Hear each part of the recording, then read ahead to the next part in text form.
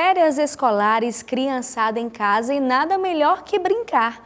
Muito mais do que diversão e entretenimento, as brincadeiras são importantes para o desenvolvimento das crianças, pois elas estimulam a criatividade, ajudam a desenvolver habilidades psicomotoras, cognitivas, afetivas.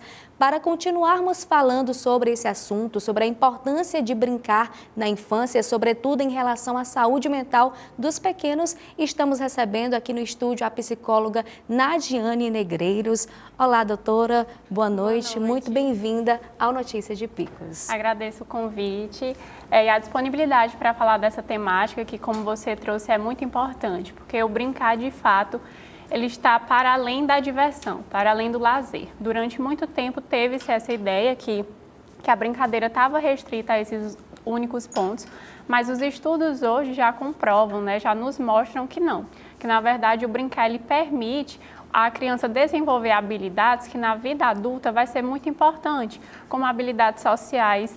Então, aquele momento ali mesmo da interação, do convívio com outras crianças, de aprender mesmo a perder, que muitas vezes acontece nos jogos, a resolver conflitos. Então, eu quero assim e a outra criança quer de outra forma. Então, como a gente vai resolver? Então, permite construir habilidades que na vida futura, na adolescência e no adulto, vai ser importante para viver em sociedade. Doutora, e hoje os pais enfrentam um grande vilão, que são as telas, que acabam roubando e despertando ainda mais o interesse das criançadas. Como que o papai e a mamãe pode estar agindo em relação a isso, em relação às telas? A tela, de fato, ela acaba atrapalhando um pouco nesse processo de desenvolvimento. Óbvio que tem seus pontos positivos, veio muito a acrescentar em muitos aspectos, mas não é possível, não é interessante que seja entregue uma tela para uma criança sem colocar regras, sem colocar limites, não vai ser adequado para o desenvolvimento. A criança, ela passa por fases, o processo de marcos de desenvolvimento. E à medida que a gente interrompe esse brincar, essas habilidades que ela vai construir no momento dessas brincadeiras, entrega a tela, acaba atrapalhando que esse marco seja atingido, atrasando um pouco esse desenvolvimento. Porque, principalmente atualmente, que a gente tem aí a tecnologia muito mais avançada, o que acontece? Um pequeno cenário de um filme, de um desenho, apresenta muitas informações em pouco tempo. Então, são muitos sons, muitas imagens, muitas falas, que para a criança, naquela fase que ela está, é muita informação para o processo cognitivo dela. Então, isso acaba trazendo muitas informações, acaba gerando até questões emocionais. Então, irritação, ansiedade, falta de interesse para estar em outros ambientes, como de lazer, de espaços abertos, que vai justamente proporcionar o que a gente estava conversando antes.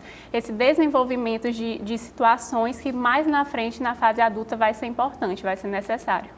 E é comprovado que afeta, além do desenvolvimento, mas também a saúde mental das crianças. Exatamente. Como eu trouxe, o excesso dessas telas pode acabar agravando nesse processo mesmo de irritação, de ansiedade, porque ali é tudo muito pronto. Então, a criança assiste, recebe, não permite que ela construa mesmo esse processo de desenvolvimento, de imaginação, de criatividade. Ela acaba ficando muito restrita ao que é entregue, não estimulando mesmo essa fase de desenvolvimento que é tão importante. Doutora, e qual é o conselho que a senhora dá para os papais e mamães durante essa fase de férias que os filhos estão mais em casa? Como entretê-los para que eles não acabem buscando as telas? Eu acho que o principal ponto usem e abusem da criatividade. Então, a criança, quando é possibilitado esse espaço para ela, ela vai usar muito da imaginação.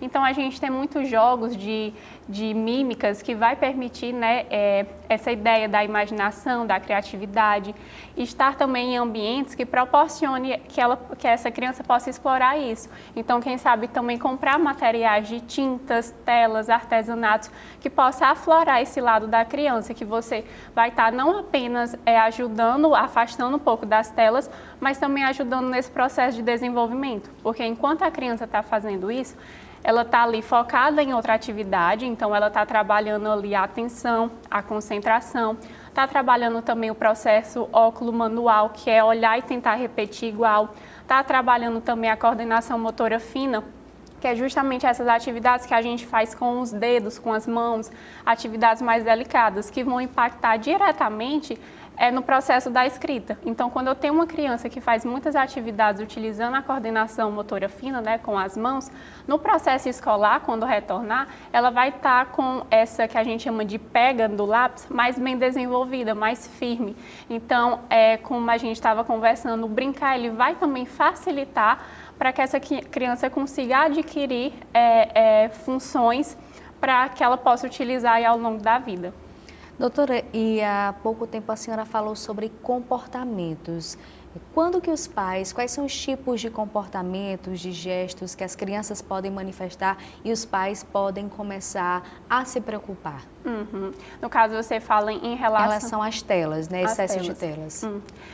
Acredito que esse o primeiro ponto é que os pais devem estar muito atentos ao que a criança assiste. Então, como eu trouxe também, entregar uma tela sem uma supervisão não é interessante, porque infelizmente hoje a gente também encontra desenhos que teoricamente seriam infantis, mas que acabam retratando muitos comportamentos, muitas falas, muitos comportamentos e muitas falas que acabam trazendo comportamentos inadequados para essa criança.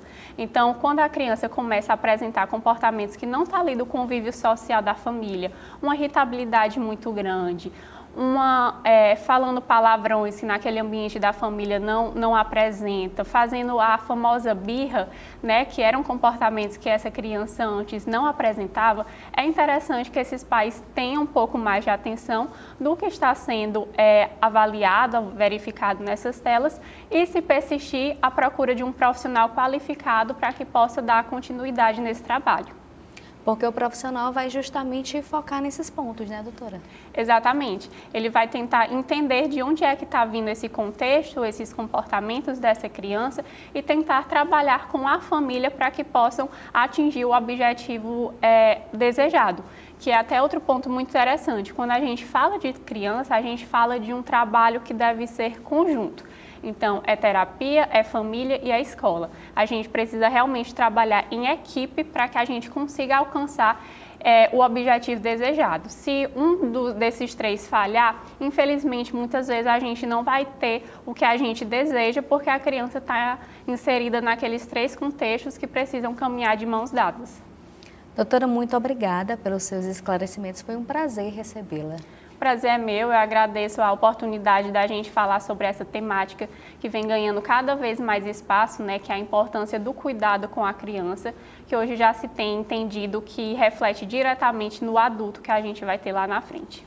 Conversamos com a psicóloga Nadiane Negreiros, que trouxe ótimos esclarecimentos e dicas para os papais e mamães em relação a brincadeiras e principalmente o uso de telas durante a infância.